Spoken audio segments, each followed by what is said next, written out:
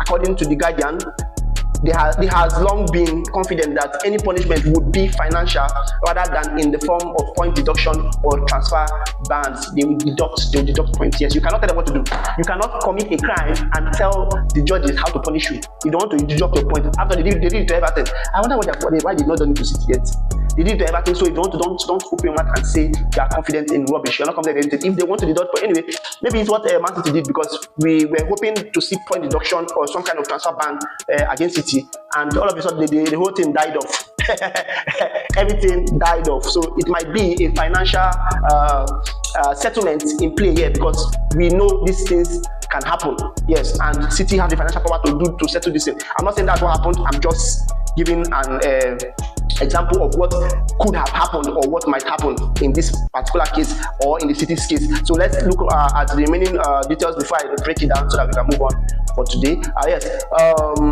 Why the charges in question would usually lead to severe sanctions. Chelsea's argument is that not only do they relate to the previous ownership, but they would not have even come to light had the Blues not reported themselves to the Premier League. Yes, rival clubs are described as sympathetic to the situation, aware Bluco are not to blame for any past issues. All right, let me just break it down to you. You know, when Todd Boyle came in to Chelsea, he wanted to do a lot of transfers. He wanted to do a lot of buying and a lot of selling. Yes, mostly the buying. So what they did was to check their records, check their previous transfer records, how have they been doing business, and if it is safe for them to go into the market and start splurging on players, then they will do that.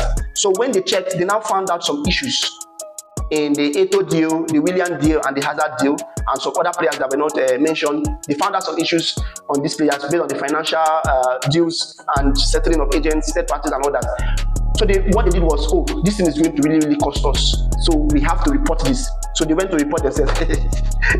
You know, when you report yourself to the police, you are a witness, so they will keep you custody and for you to explain. Just like in my country, but in my country it's different, because in my country, when you report yourself to the police, you have killed yourself. Yes, because they will hold you. You say, okay, I saw 2 thieves coming to steal in this compound. The police will catch you first. You are an eyewitness. Oh, yeah, come and sit down and let us know. In other countries, they'll tell you to come and sit down, explain the situation, describe the thieves, and then you can go. In my country, they will carry you, put behind bars. You'll be explaining from the bar. Yes, that, oh, I didn't do anything. No, I just saw people and I reported to the police. They will say, why did they see them? How did you see them? Where did they come from? How do you know that they were thieves? How do you know they came to steal? What did they steal? If you won't start telling them what they stole, you are finished. So that's how it is, my country. So, but yeah, Chelsea clearly reported these things to FA and other regulatory bodies for them to know that this is what is happening, this is what has happened in the club before we came in. So it is not us you're to blame. It is the